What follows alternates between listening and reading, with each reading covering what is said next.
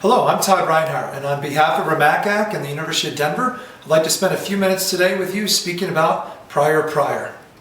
So what the heck is prior? It's really two things. One, families beginning this fall on October 1st will be able to fill out the FAFSA and apply for financial aid instead of January 1st in our current system. Secondly, they're going to be able to use their income from the prior year. I know we're calling it prior, but actually if you think about it, families will complete their taxes hopefully by the previous April 15th, and then they'll apply for financial aid in the fall. So for a family, they're really using their prior year income. The term prior really is talking about the year they enroll, and their income is 2 years prior to that. But it will be convenient. So what are the benefits of prior? Well, the first one, I think it just is going to better align the admission and the financial aid processes. Instead of applying for admission in the fall and then months later applying for financial aid, families can begin to think of this as one process. It allows more time for college reps and school counselors to work with families to apply for aid. Instead of this very short window we have now when families apply beginning in January, and the deadlines for a lot of our places are maybe mid-February or March to apply for aid, and we package them late March, early April, they then only have until May 1 to commit. So it's a very short window of time to get a lot of our families, especially our first generation families, through this process. So more time. Accuracy of the data. One of the beauties of using prior year is families are going to be able to have their tax returns already done when they apply for aid. A lot of times in our current system, when they apply in January, they haven't even done their taxes yet. Now when they're applying in fall or winter, they are using the taxes they just filed that previous spring, so it's going to be much better. Secondly, they can file directly, import their data from the IRS using the data retrieval system. And currently a lot of families aren't able to take advantage of that because they haven't done their taxes yet. But the vast majority will now have done that, and the data retrieval tool will be one that a lot more people can take advantage of and get us the data a lot more quickly and efficiently. We're going to be able to provide a financial picture to families much earlier, and that the cost can be something they're even considering up front and a lot earlier in the process, and more time to seek out those private scholarships or to consider loan options or how we're going to handle unmet costs, where now again they've got that very short, almost 6-week window to do some major financial decisions for their family. It gives colleges and universities more time to promote our financial fit, our value proposition, and explain that to families. So colleges and universities, what things should we be considering for this new process? One, we need to talk about adjusting not only the content but also the timeline for our communications. Many of us in the summer or fall will send communications out to high school seniors reminding them to apply for admission and letting them know when our applications will be available. But I think we should now consider sending things out in spring of junior year and over the summer to these rising seniors. But talk about not just admission, also financial aid becoming available October 1. Planting the seed to families that if they want to, they could consider this a simultaneous process, that it doesn't have to be two separate things. Encourage your campus administrators to change the timeline for when cost of attendance is established.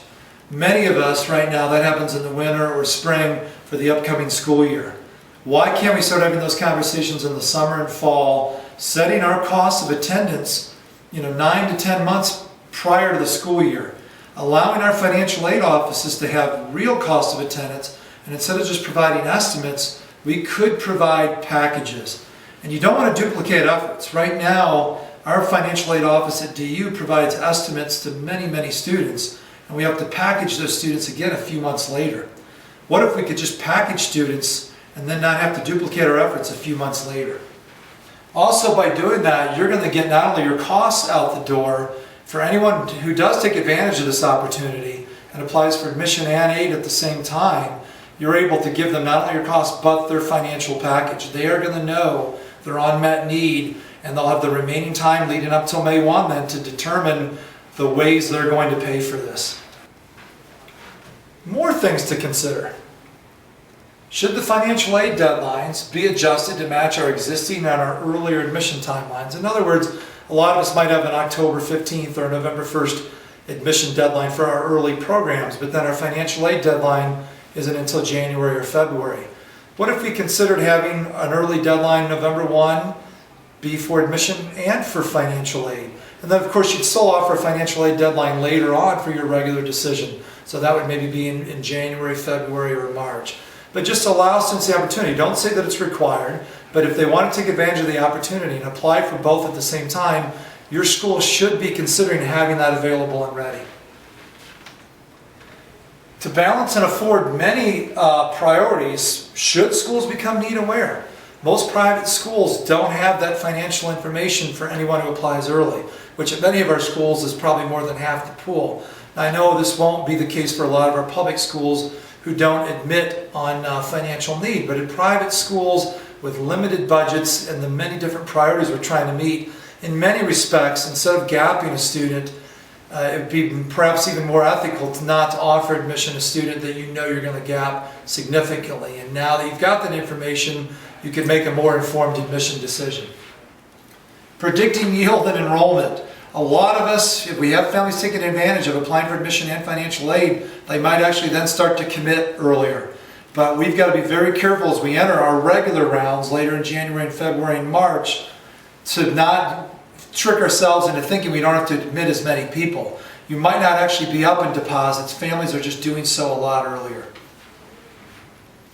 Summer melt. I think summer melt now is going to be maybe year-round melt. Probably not that first year or two, but you're going to have students eventually committing earlier in the process. You need to find ways to keep them engaged and communicating with your university from November all the way through that fall when they enroll. Another consideration, should schools consider for their institutional aid adding some kind of a family income adjustment? Especially with your continuing students, you're going to package those students 2 years in a row on the same income.